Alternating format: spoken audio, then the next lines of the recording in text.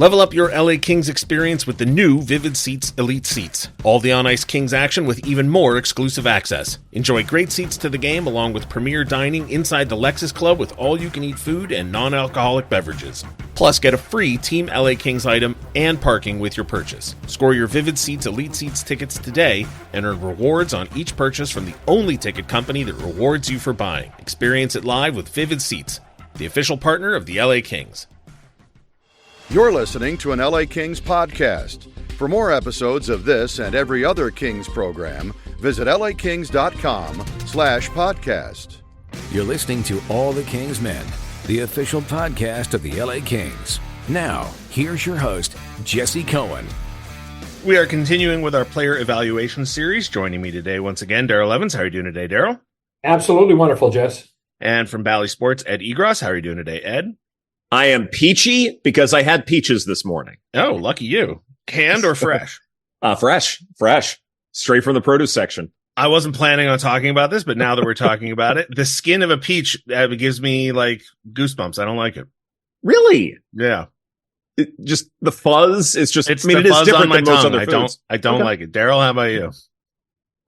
Got no issues with it whatsoever. The taste overtakes the texture. It makes me uncomfortable just talking about it. It's the same thing as pencil on construction paper.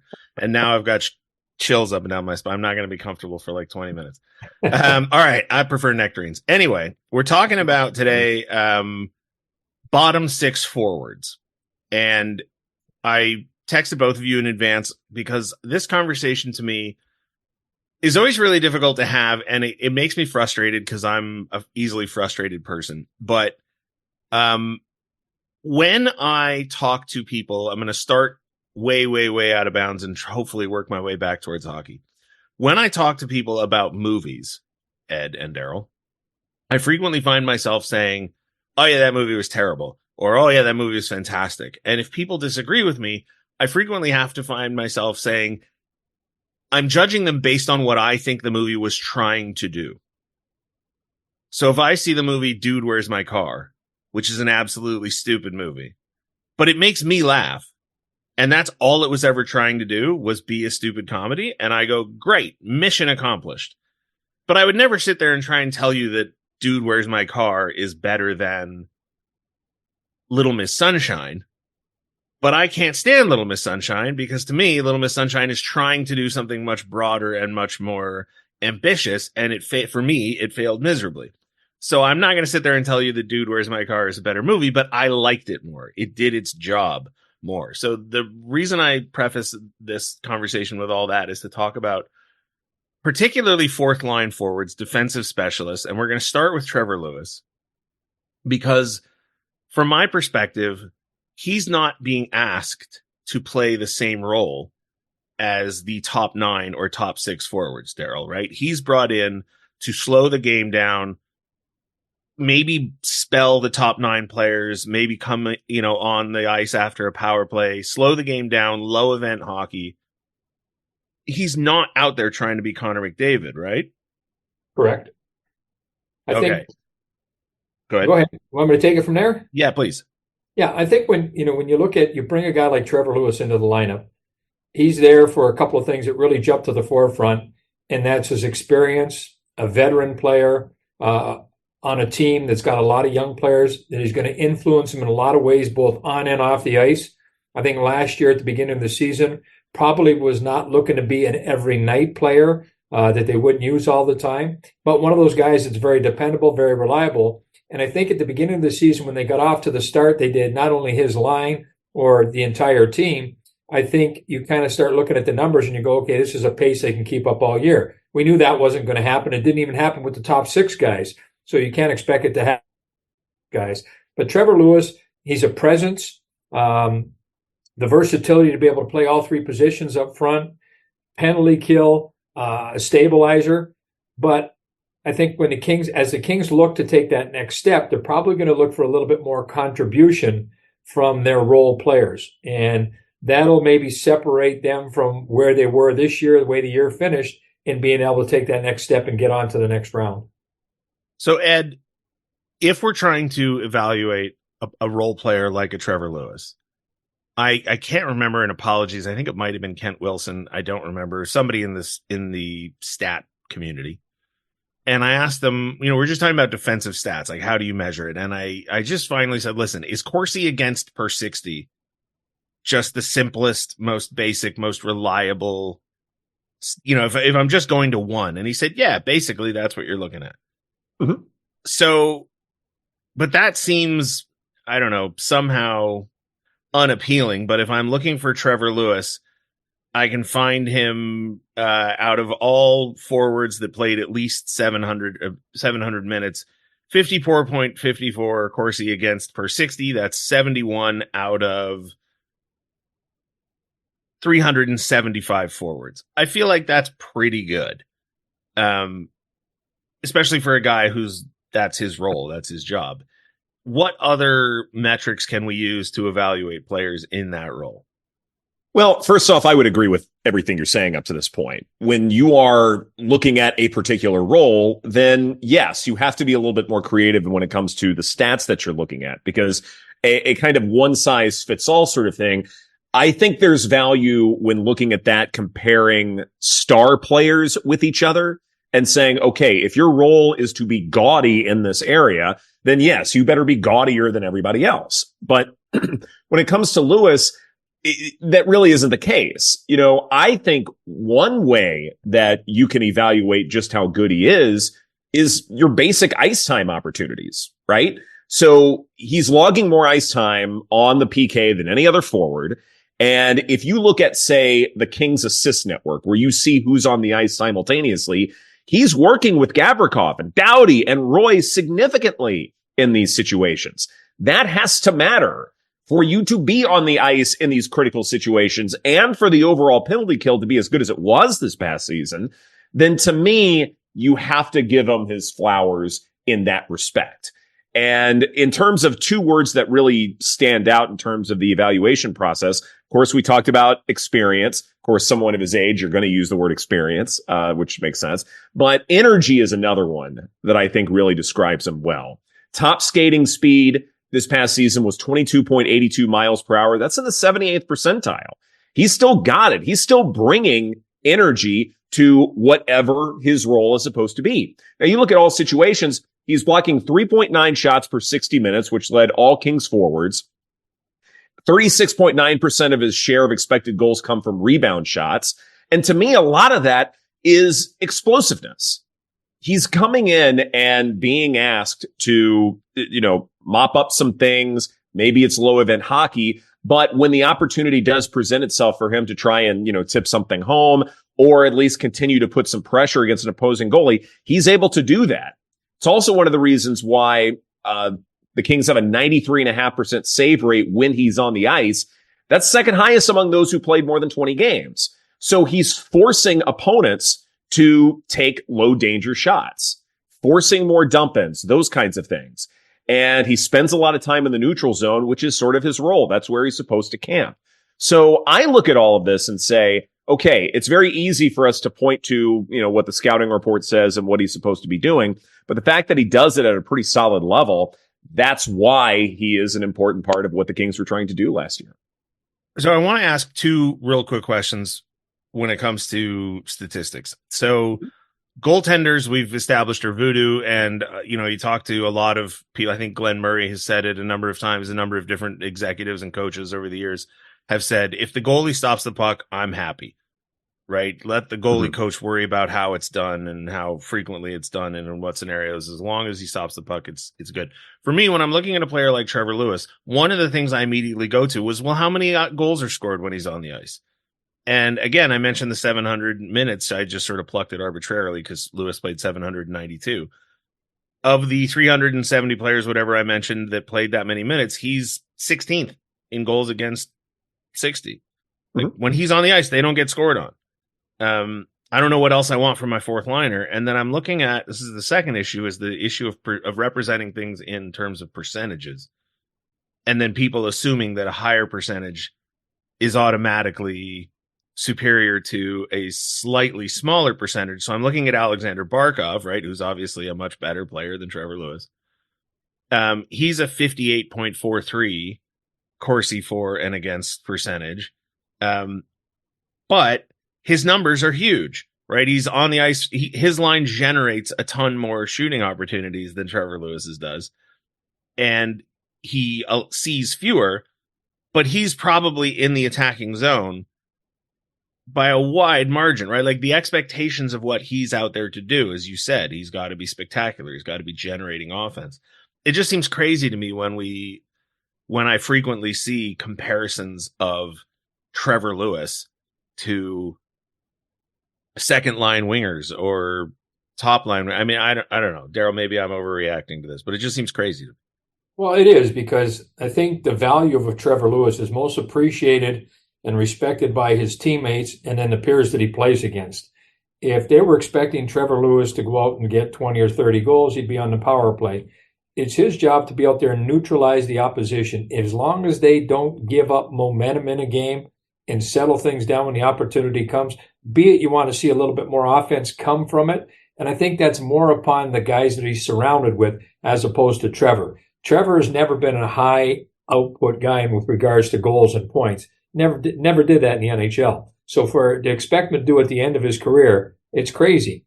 But again, you look at the penalty kill by the Kings. He doesn't give up a lot when he's out there. He's a trusting guy, and he helps out the players that he's on the ice with. He's like having a coach on the ice with them. He leads by example. I mean, the physical condition that he stays in. You talked about his speed and things like that. He keeps himself in great shape, and that's what allows him to keep playing. There's always room for guys like that on any roster. Trevor Lewis will have no trouble getting a job in the NHL. And I drew a total blank there. I'm sorry. Or I should say, for those who want the team to have a different philosophical approach, that's a whole other conversation, right? Like if you want different kinds of players, well, okay, there's no amount of stats or praise I can give to Trevor Lewis that'll change your mind about that. But these evaluations, like I said, are sort of trying to figure out, are the players that they're asking to play specific roles playing those roles well or not? And the deeper we get into this, we can have those conversations. But I mean, for a team that was fourth in goals against, fifth in goals against for the year, goaltending defense, bottom six forwards, I really don't think that you can have a ton of criticism about. So Ed, was there any other, sorry, I know you gave us a lot of good stuff on Trevor Lewis there, but were there any other bottom six stats or Trevor Lewis centric stuff you found, or have we pretty much covered Trevor? I think for the most part we have. I think one other point that to me is really intriguing, and Daryl, you brought this up as far as sort of being like a player coach. I'm a firm believer that in terms of contract evaluations and things like that, that should be included in terms of whatever someone gets going forward. Whether we're talking about hockey or football or whatever it is, if say like you're in football and you've got a backup veteran quarterback, well, as long as there's an understanding that this veteran is going to be teaching the young star how to be better at their craft, I think there should be some kind of a price tag on that. And that should be embedded into whatever contract you have. And so I do wonder when it comes to the criticisms of Trevor Lewis that you may look at, say, how much he's making and go, okay, well, is this the most bang for your buck given he has this specific role? It's not, I wouldn't call him a specialty player, but certainly there's specific things that he does. But the fact that he's able to teach so many other forwards how to, play defensive hockey, how to work on shooting, how to get space, those kinds of things. I think there is something that should be said for giving him a few extra bones so that he's able to do those kinds of things. Yeah, let's face it, every roster, you can't sit there and have $10 million players on your team. I mean, right. You've got to have guys that are making, less money and yet are contributing. You look at him as a glue player. He pulls it all together. Trevor Lewis is never going to hurt you. In my opinion, he exceeded expectations coming into the season. I think the Kings had a pretty good understanding as to what they were looking for and hoping to get from Trevor Lewis. But I think when it comes down to at the end of the year, I would say he exceeded expectations. And he's definitely a guy that you'd never be, discouraged moving forward with. But I think his role, again, as he moves on and as the team looks to take the next step, his role maybe becomes a little bit more limited. Maybe he's not an every night type of guy. But again, the things that he's bringing, and a lot of it is away from the game itself, It's the practice time, the way you carry yourself on the road, the way you prepare off season, getting yourself ready, the way you study and look at the game, the way you communicate the body language with your coaches and that. These are all little things. These are intangibles that everybody on the outside, they're not looking at. And those are the things that are immeasurable, but again, respected and appreciated by their teammates and the peers they play against. I was having a conversation with somebody earlier this morning, and I stumbled onto a phrase and a different way of looking at it. There's no real specific reason to insert it here, but I'm just planting this seed. The difference we stumbled onto was the difference between leading by example and setting an example. Because I'm not sure that they're the same thing. It's one thing to set a good example. It's another thing to set an example and hold people to that standard. I don't know which one I would say Trevor Lewis does, but I don't know. Like I said, just planting that seed. We're going to use penalty killing, though, to pivot into the next player that we want to talk about, which is Blake Lizotte. And I'm going to use the penalty kill because looking at the Kings penalty killers, Trevor Lewis was on the ice for 3.7 goals against per 60 on the penalty kill. That was third best on the team, but first best at 3.41 was Blake Lizotte. And Blake Lizotte generates more offense than I think most people would have expected him to, Daryl, but he's not Connor McDavid. I mean, nobody is, but to me, the offensive side of Blake Lizotte's game is a bonus, but not an unexpected bonus, if that makes any sense. No, the offensive part of his game comes from his work ethic, his tenacity, the way that he plays the game. Blake Lizotte wouldn't be playing in the NHL if it wasn't for his tenacity and his work ethic and just the heart that he plays with. If you could put that in the guys that are 6'4" and 6'5", you'd have basically a robot out there. So Blake Lizotte, again, he pulls guys into the game. We've heard that not only from the coaching staff that's in place right now, but other people around. He pulls his line mates. He pulls his team into his game by getting in there. He leads with his nose. He leaves it all on the ice. And you have to appreciate and respect that. Again, the opposition, they understand, like, he's an energy type of player. He can turn a game around in a couple of shifts by going out there and doing what he does. And I agree. I think sometimes the offensive part of his game is a little underappreciated. He's got a decent touch, and I think a lot of it has to come with he's got a pretty good hockey IQ. Is he a first line player? From that respect, I don't think so. But again, he understands what he has to do. He works on all facets of his game each and every day in practice. So when the opportunities do arise, he puts himself in a better position to be able to take advantage of them. I want to jump in real quick, Ed, before you respond to that, because I mentioned Blake Lizotte's penalty kill goals against numbers. He's first in the league amongst players that have played at least 100 minutes on the penalty kill this season at goals against per 60. The Kings obviously had a dynamite penalty kill, and I think it was early in the season or maybe midway through the season, Daryl, that Todd McClellan talked about Trevor Lewis and Blake Lizotte as, I can't remember if he used the phrase the captains of the penalty kill, but made it really clear that the two of them had committed themselves to it, had really made it a priority, and that a ton of the success of the penalty kill rests on their shoulders. Yeah, and I think a lot of times he led with those guys, if depending on where they were on the ice. Obviously, if they had been out for a shift, but he would look to get right off in the penalty kill with those guys right off the bat, that they were doing that good of a job. And I think the Kings' penalty kill numbers over the course of the season, reflect that. And those guys were a huge part of it. Again, it's their willingness. You talked about the getting in the shooting lanes with Trevor, and then same thing with Blake. Those two players are sacrificing their body all the time. And again, it's the way they play the game. They just never give up on a play, and they set the tone. Their teammates, when they're on the bench watching those guys play the way they do, that really encourages them to go out and inspires them to be the players that they are. You've got to have players that do that, and those guys do it exceptionally well. I'm trying to find the shots blocked numbers. I'm not really quickly finding them, but Ed, Blake Lizotte, what stands out about him? Well, as we talk about the penalty kill, he's been absolutely successful in terms of getting dump outs, getting loose puck recoveries, winning puck battles, blocking shots at high rates among all forwards. All of that's there. No doubt about it. And on top of that, I completely agree with you when it comes to sort of that underrated offensive role when those opportunities do present themselves. He's been very good at shooting the puck. Just 24% of his unblocked shots miss the net. That's one of the better rates for the Kings. Also, too, just 15 giveaways to cite playing in 51 games. It's one of those deals where he is very much relied upon for his defensive presence. And a lot of that is because he's having to start shifts on the fly.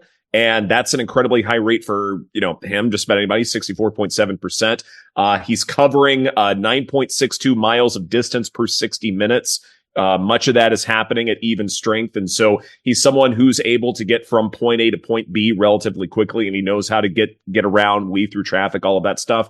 And the fact that he's able to, force dump ins, limit the rush, get the Kings to have a really high save rate when he's on the ice, 94.5%. It's led him to have a greater than 100 PDO.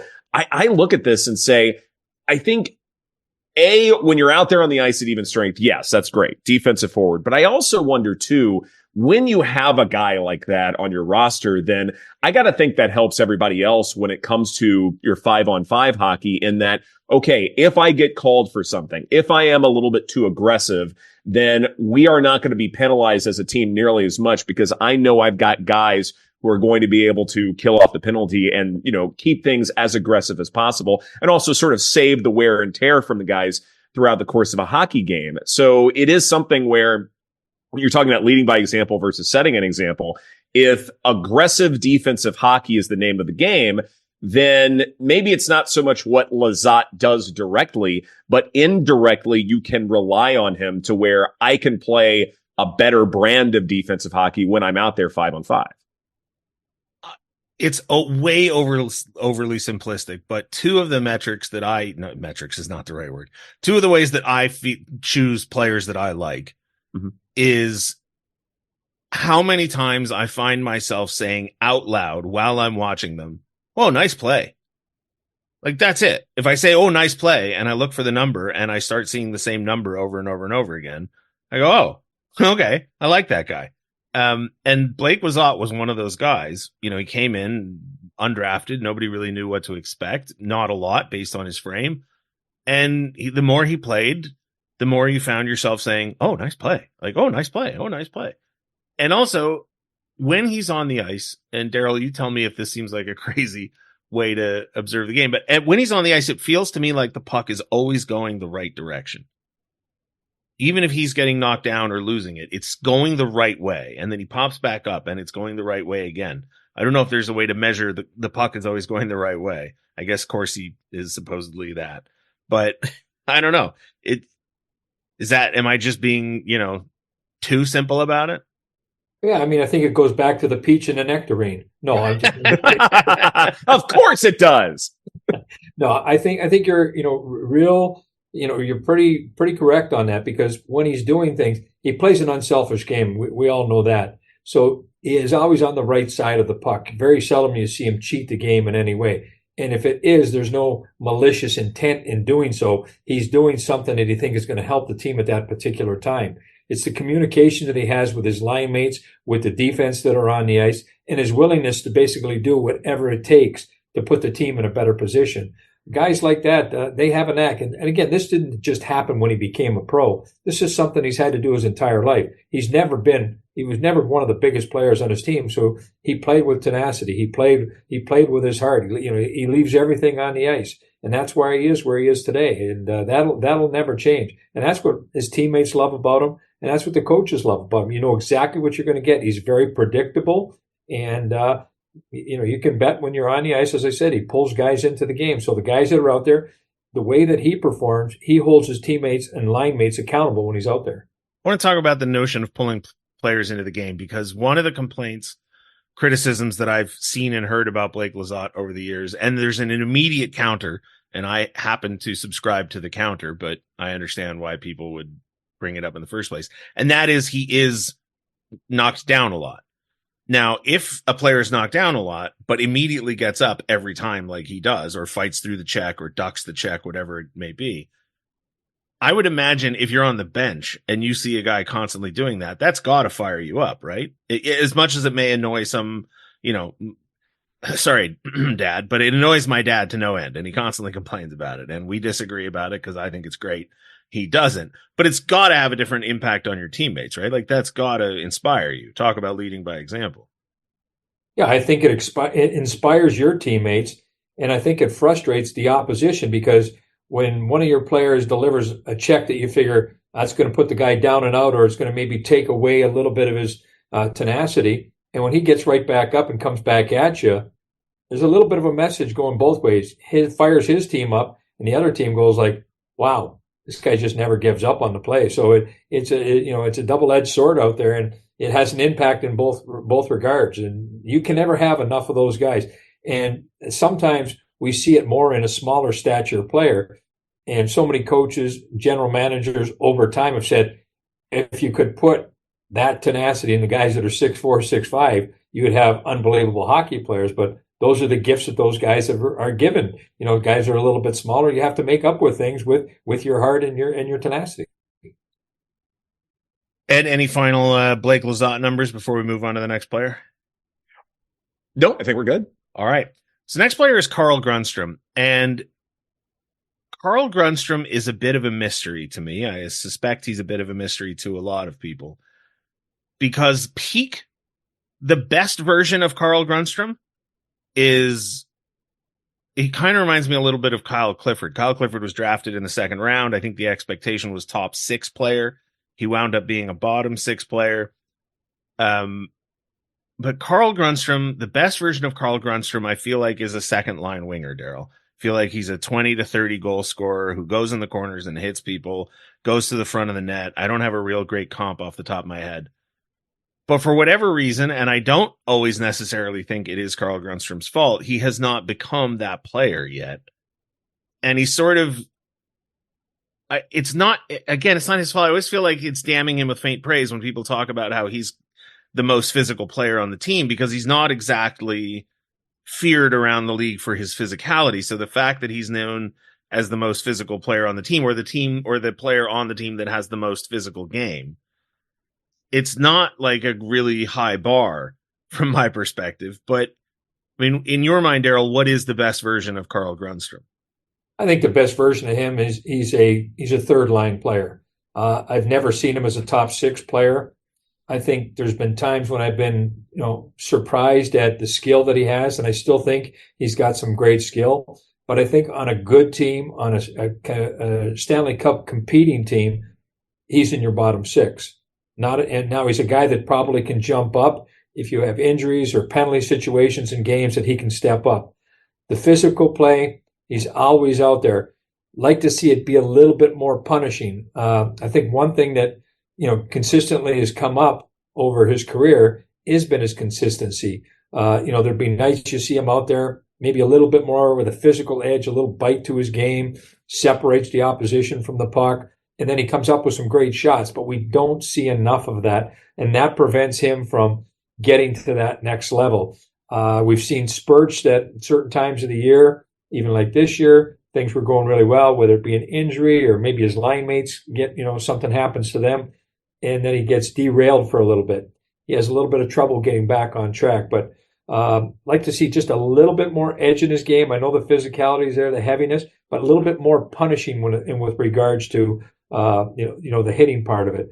And I always said that if there was one thing that Carl Grundstrom could add to his game, would be once in a while just to maybe put the gloves down, just to keep the opposition a little bit more on edge with him. And I think if he did that a couple of more times, that would even elevate his role a little bit more. But consistency would be the big thing for Carl Grundstrom. But I think he's got some great assets that he can bring, but I see it in a bottom 6 role.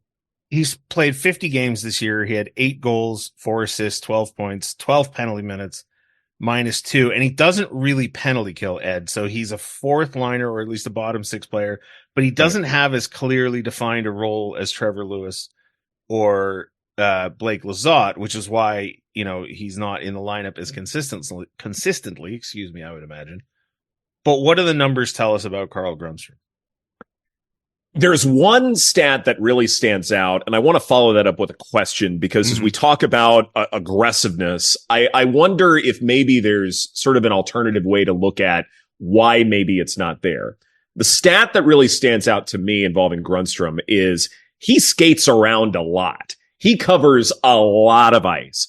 Decent consistent speed as far as 20 plus mile per hour bursts, but that he's always moving around seems to be his key strength. Grundstrom is averaging skating 10 and a quarter miles per 60 minutes. And that is in the 96th percentile among all NHL players. The fact that he's covering that much ice in that amount of time on average, it doesn't matter, what we're talking about in terms of situation, even during special teams, he's always in motion and the defense always has to move around and account for him.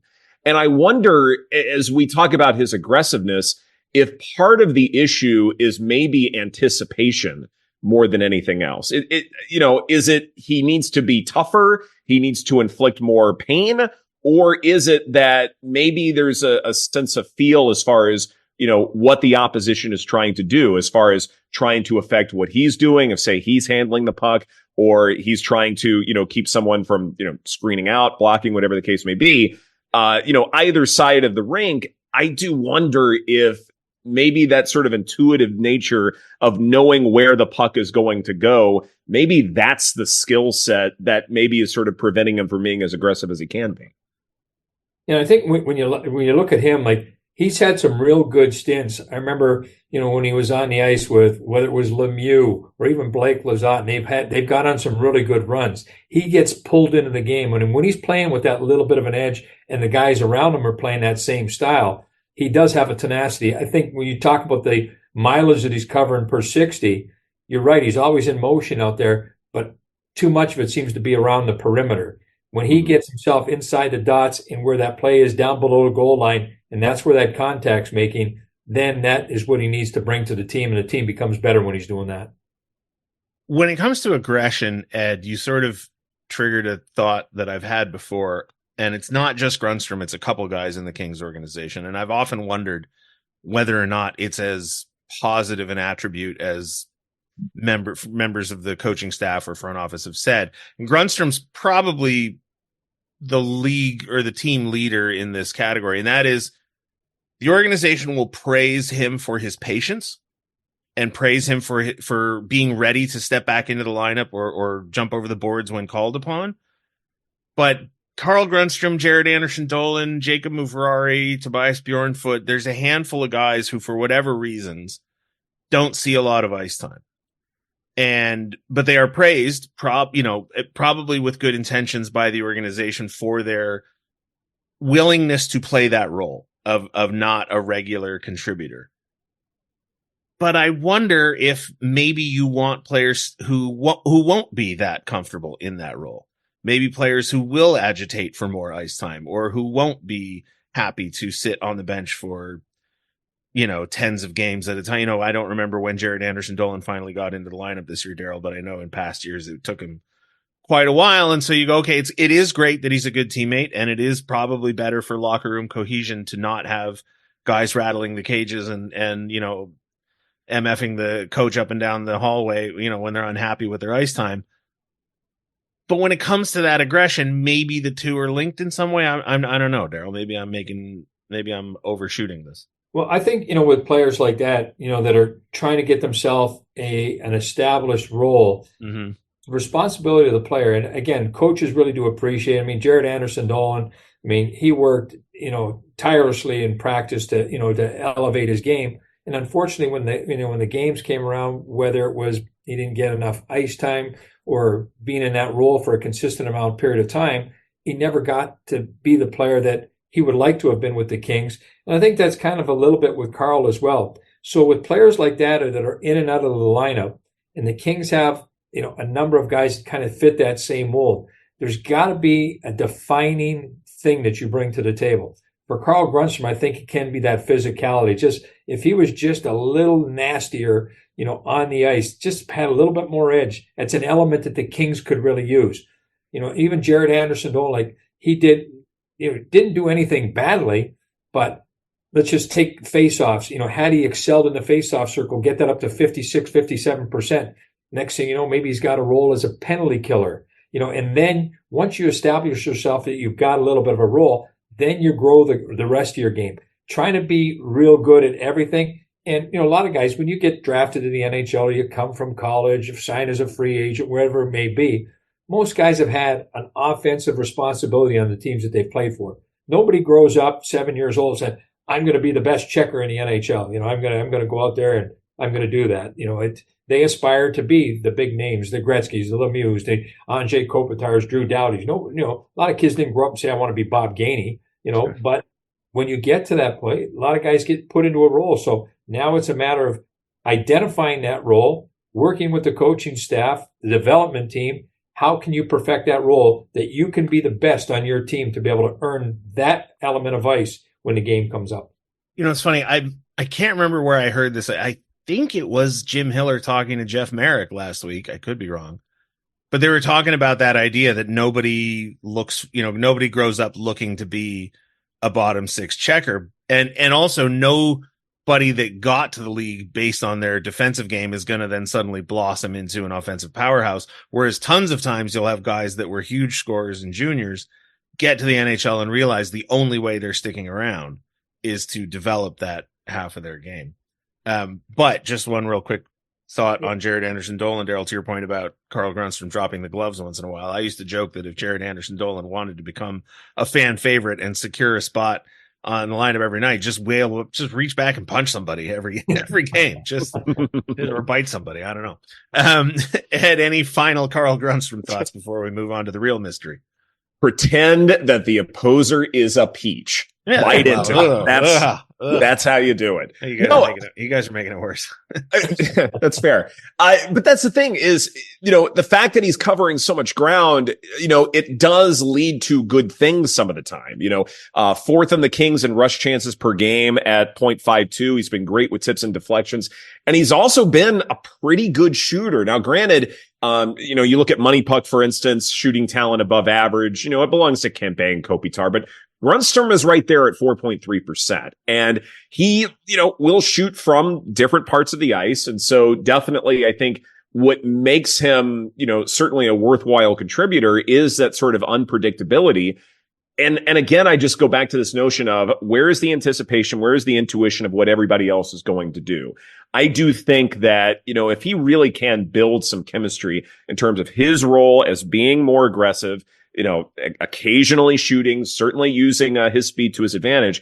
I do think in the right situation, he can build some real chemistry with that third line, that fourth line, whatever it is. It's just that when you're having to mix and match and figure out, what his role is supposed to be and how it's supposed to work with everyone else, certainly I have to think that does affect, someone who probably needs a lot of ice time to be as effective as he can be. Well, Carl Grundstrom, a fascinating player. We'll see what the financial side of the equation leads to in his future.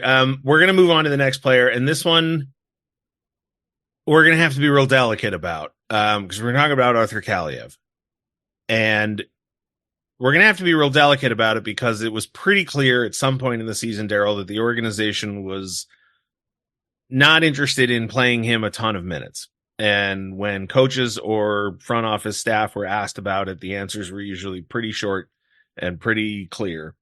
But when he was out there to start the season, I remember hearing a lot of praise about the work he had put in the offseason. I heard a lot of praise about the focus and energy he had given to his 200-foot game. And back to my point about saying, oh, nice play and registering that.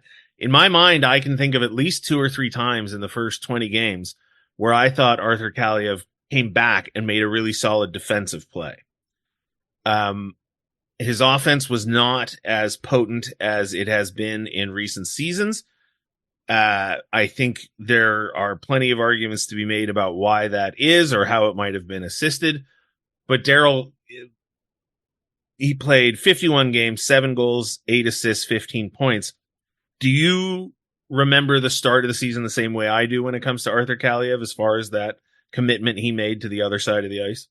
Yeah, and I think, that was a great job that he did in the offseason.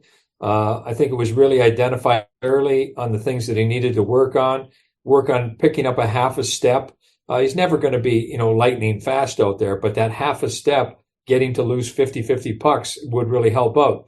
I thought to compete, he was on his toes.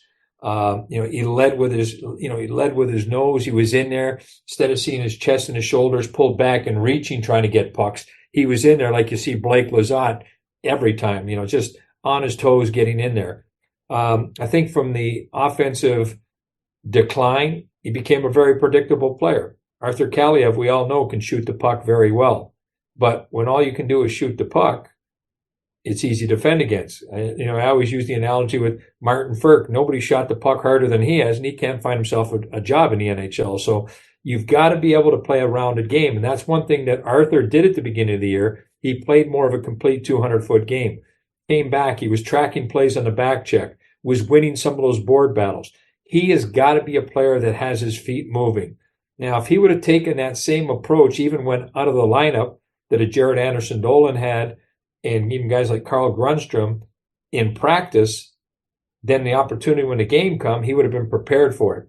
I thought that he kind of slipped away. I think he, after, stepping away from the game at the beginning for whatever the reasons were with the coaching staff and where they lost trust in him, instead of being, taking the approach that I'm going to prove you guys wrong, it was, whatever you see, I'm okay with it.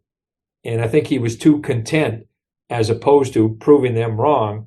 And that prevented him from getting back in there. Because again, there's an element to his game that the Kings and every team would like to have, but unfortunately, you got to be able to do more than one thing.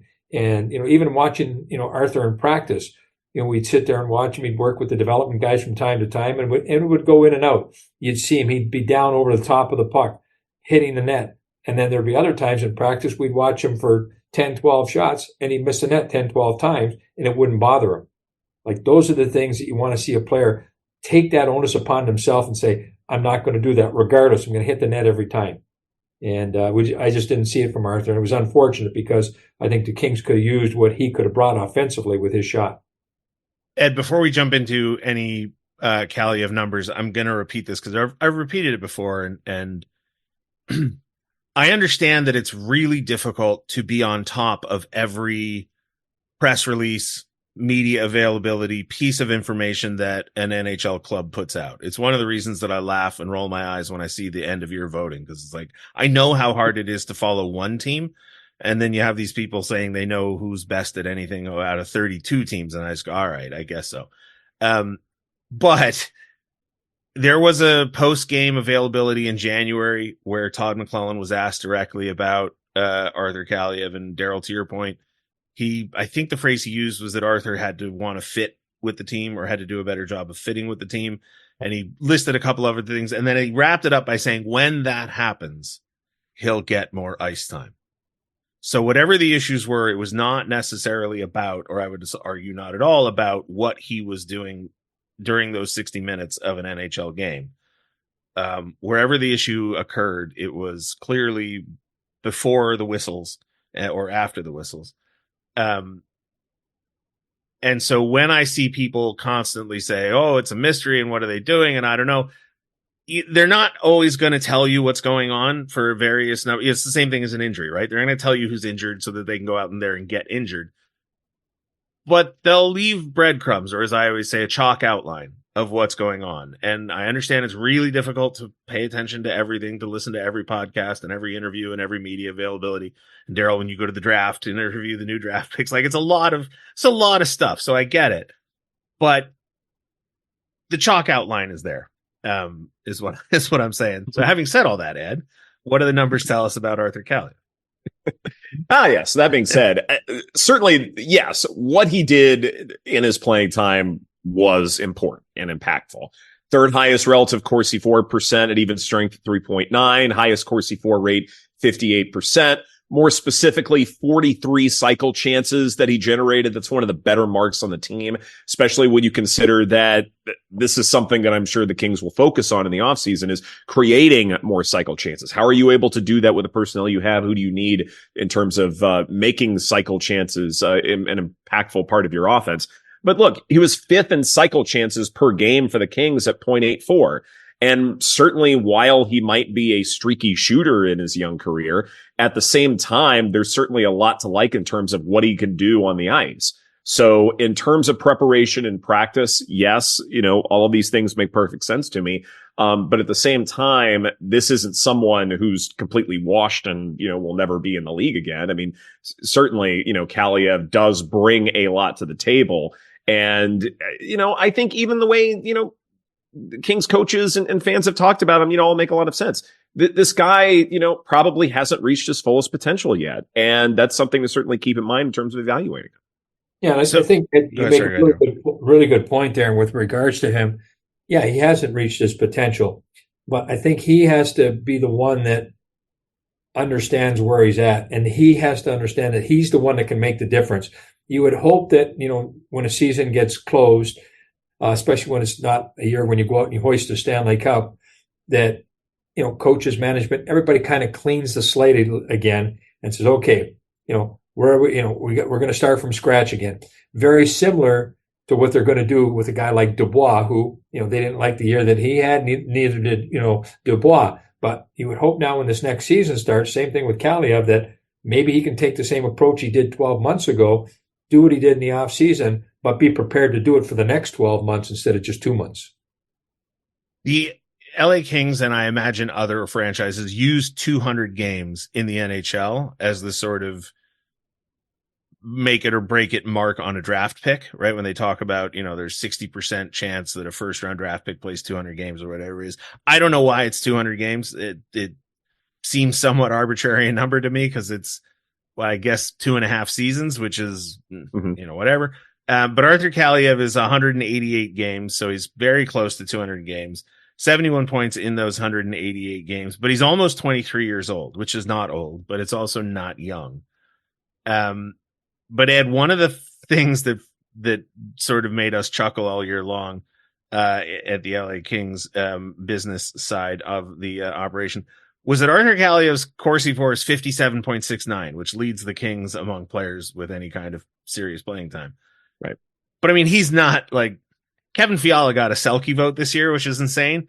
But I mean, if Kevin Fiala can get a Selke vote, like why isn't Arthur Kaliyev with a 57.69 Corsi for against? But I mean, that's always one of the things that I use to remind myself that Corsi is not necessarily, when represented in that way, is not always necessarily a perfect summary of how a player impacts a game.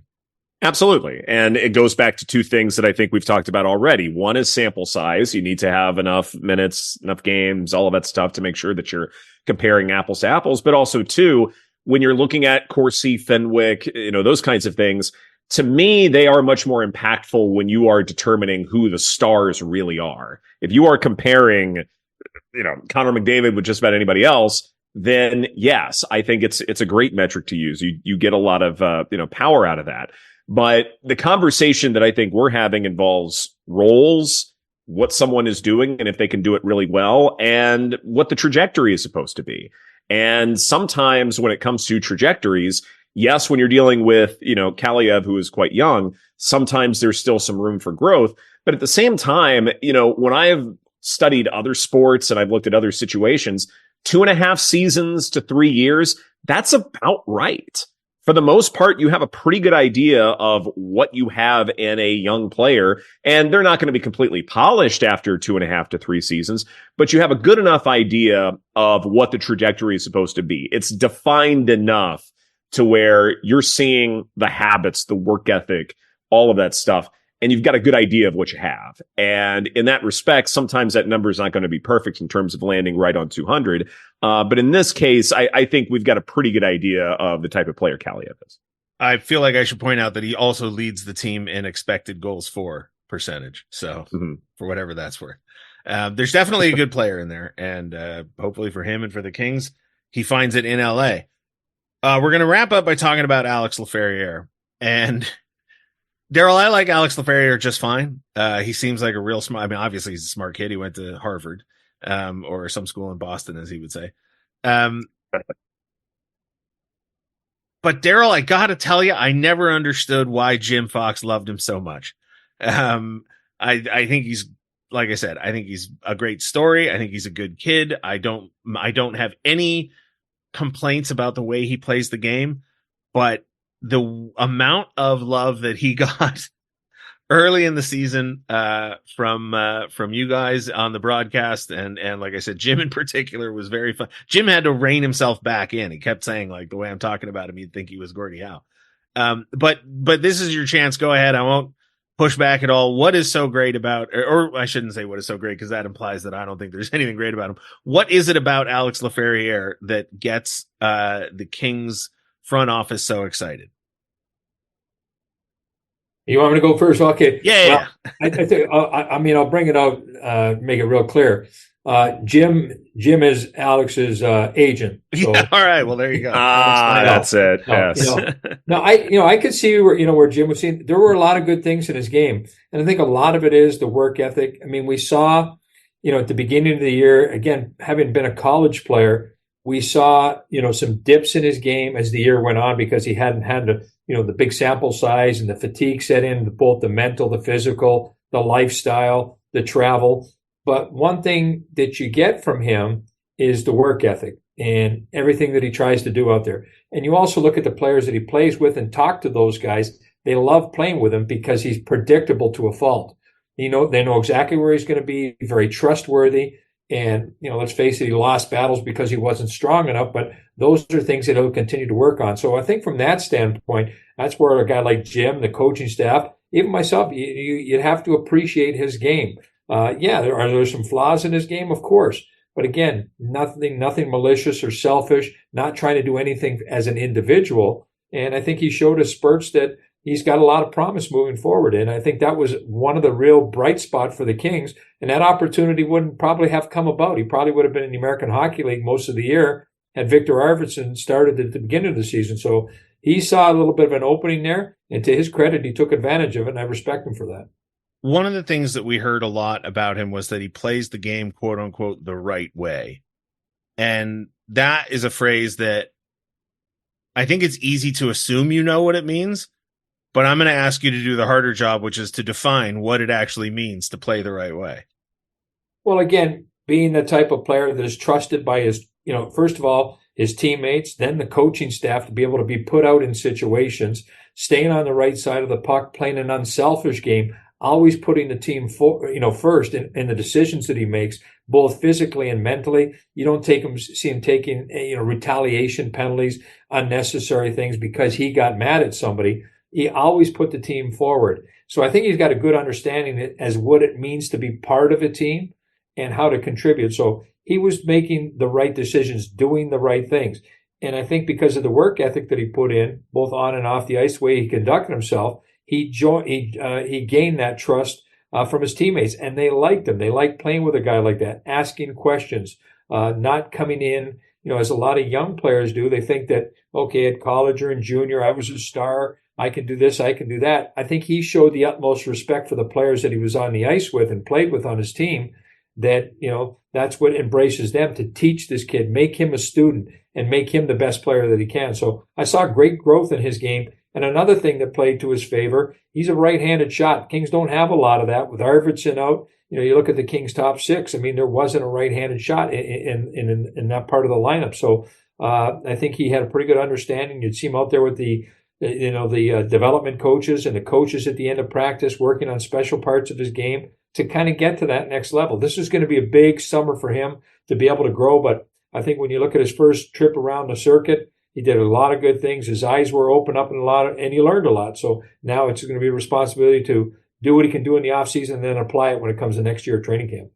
So as a rookie, he scored 12 goals, 11 assists. He had 23 points in 81 games. In 82 games, another right shooting forward rookie for the Kings, Wayne Simmonds, had 9 goals, 14 assists for 23 points.